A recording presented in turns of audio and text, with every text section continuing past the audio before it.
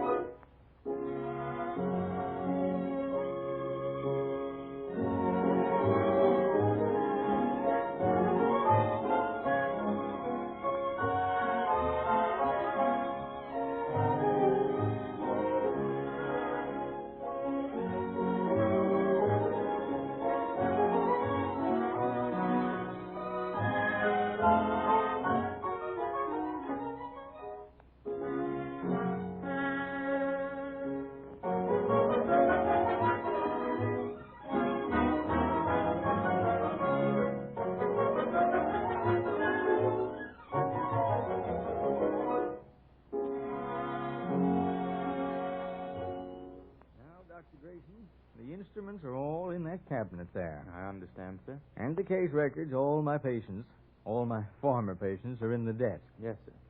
Oh, by the way, I better take my diploma. I guess that won't do you any good. No, sir. You'll probably want that in New York. New York. Ah, that's queer, isn't it? What do you mean, Dr. Adams? Well, I mean, here you are, a young doctor just starting out. You've just been graduated from a big medical school in New York. Just finished your internship. And you come out here to Cedarton to start your practice. And here I am, after spending 20 years in this little old town, tending to all the ills of my neighbors, listening to their mental and spiritual woes as well, just starting off to go to New York. Well, sir, they say fair exchange is no robbery, you know. Fair exchange. Well, Grayson, I think you're going to like it here in Cedarton. Oh, I'm sure I am, Doctor. You'll have some peculiar sorts of people to deal with. That is, you'll think they're peculiar when you first meet them. Oh, I think I'll get along all right, sir. Oh, yes, you'll get along. No doubt of that. The folks I've introduced you to so far have taken to you mighty well. I'm glad of that, sir. Sit down just a minute, Doctor. Thank you, sir. I think maybe I'd better tell you about a few of the folks you're liable to meet here. Well, that might help. Yeah. Yeah, let me see. Where should I start? Oh, I see Mattie Clark just walking by the building. Mattie's the dressmaker. She makes all the dresses for those ladies of Cedarton who like to pride themselves on the fact that they don't have to make their own. I see. Mattie's given to a little bit of gossip now and then, Dr. Grayson. She doesn't mean any harm by it, but once in a while she'll say something that'll like to set the whole town upside down. Now, that's the time you'll have to make her think she's right sick and put her to bed till she gets over her talking spell. And then, well, there's the Bliss family. Rip's just been elected mayor, and there's no healthier person in Cedarton, so you don't have to worry about him. His wife, Marcia Bliss, is a good, healthy woman, too. In fact, she's so healthy she thinks everybody else is sick. But their daughter, Ella Mary Bliss is one of those people who just can't seem to pass a germ by without putting out her hand and giving it a personal welcome to their constitution. You'll have to watch Ella Mary. She doesn't complain much, but she needs watching. I understand, sir. And then, let me see. Oh, yes, the Windsor family. Now, Judge Windsor's all right, but you'll have to watch his heart. He's taken on so much fuel in the past 10 years, I'm afraid his valves are going to just clog up sometime and stop. He won't take advice, so keep a little adrenaline on hand. Mm-hmm. Yes, sir. Now, Mrs. Windsor's all right. Has a touch of hay fever once in a while, but if you tell her to stop eating strawberries or peaches or watermelon or whatever happens to be in season, her hay fever seems to disappear somehow. And their daughter, Faith, is a beautiful little girl. You don't need to worry about her, Grayson. She's the cream of the crop. Well, let's see. Oh, yes, there's the Maynards. Now, Glenn Maynard's the minister of the Union Church here in Cedarton. He's a fine fella. Plays a great game of tennis. I hope you have better luck with him than I have. Mrs. Maynard, well, she's one of the finest women I've ever known. And, Dr. Grayson, Anytime you have a tough problem on your hands, talk to Mrs. Maynard. She'll straighten it out for you. Then there are the Maynard twins, Billy and Jimmy. They're great youngsters. Fortunately, I've been able to get them through the stage of the first cigar, but Dr. Grayson, those boys are 14 years old. You're a football player, aren't you?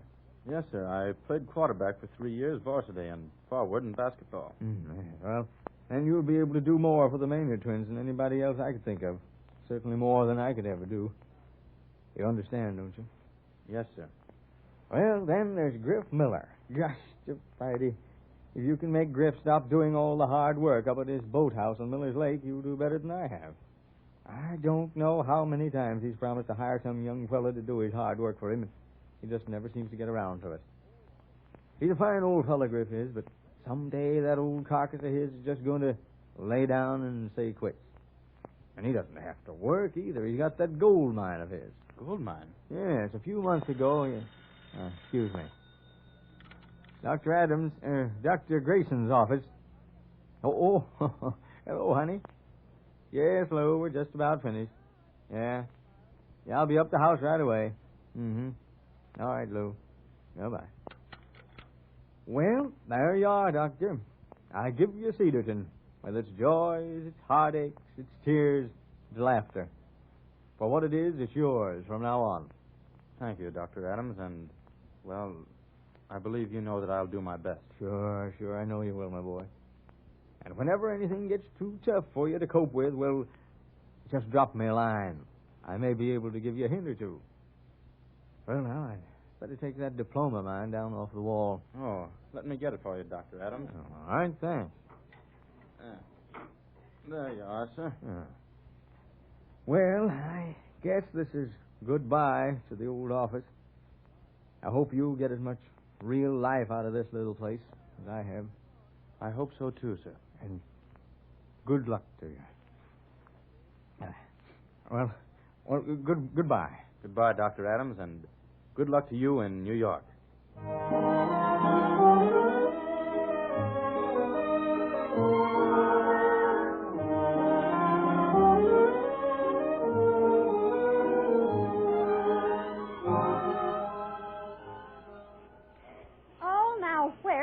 Rip Bliss is.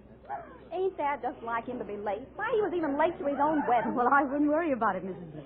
If Mayor Bliss doesn't get here, Judge Windsor can always do the honors. Yes, I suppose so. But after all, it's really the mayor's job. Hey, folks, here they come. Here come the Adams. Oh, my land, Dr. Adams. Well, there's certainly a lot of you out today. Circus must be coming to town. Grant Adams, how can you joke at a time like this? It's the only way to pass it off, honey. Hello, Bill. Hello, Doc. Hello, Judge. Doc, you know, you told me once that I might get a fatty heart if I ate too much. Yes, Bill, I did. Well, Doc, if I do get one of them things, whatever it is, can I count on you coming back and taking care of me? Sure, Bill. Sure you can. Well, thanks, Doc. I don't want to bother you no more. I know you got a lot to say to a lot of other folks, so... Well, Doc, so you're leaving Cedarton, are you? Yes, Judge Windsor. But we'll come back once in a while and pay a visit to all you folks. Well, see that you do. Yes, sir. You'd better come back once in a while. If you don't, I'll swear out a bench warrant for you. Well, Doc. Hello, Pete. Well, you know, May's drugstore just won't be the same without you around the town, Doc. You bet it won't. Hey, Chick, what are you doing down here? There's nobody up to the store taking care of the customers. What customers? They're all down here to the station saying goodbye to the Adamses. Well, now I guess maybe you're right, Chick. All right, you can stay. Gee, thanks. Dr. Adams? Yes, Chick? I want to thank you for all you've done for me. You kind of straightened me out on a lot of things I sort of had crooked up to the time I met you. Oh, well, Chick, that's the job of an old country medic, I guess. Hey, I think we men had better get over and say a goodbye or two to Mrs. Adams. Goodbye, Grant Adams. Goodbye.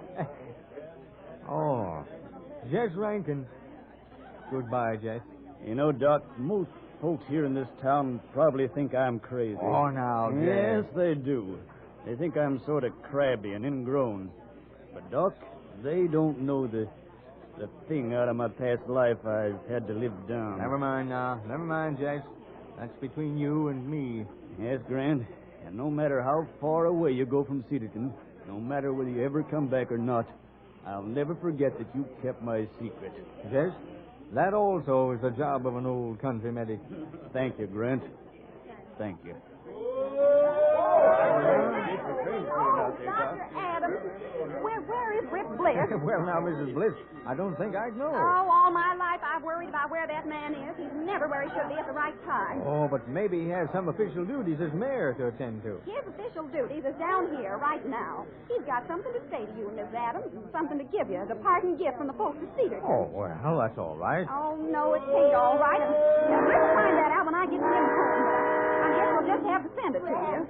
Grant, we've got to get on the train. It's starting. Yes, honey, all right. Goodbye, folks. Goodbye. Goodbye, dear. Say, Doc Adams. Say, wait a sec, will you? Hello, Grant. Here, take this bag, will you? It's from my gold mine. From your gold mine? Yeah, from the gold mine. Here, take it. Can you catch? Here gold. There you are. All right, Grant. Thanks. Good luck to you, Grant. Goodbye. Good luck to you.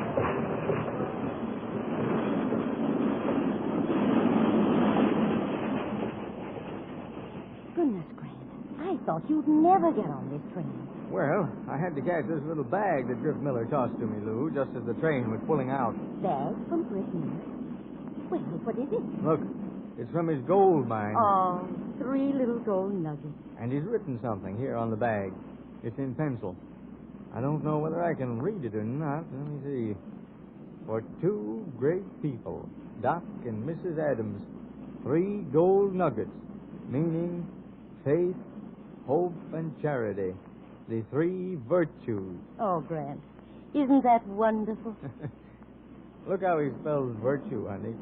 V-E-R-C-H-O-O.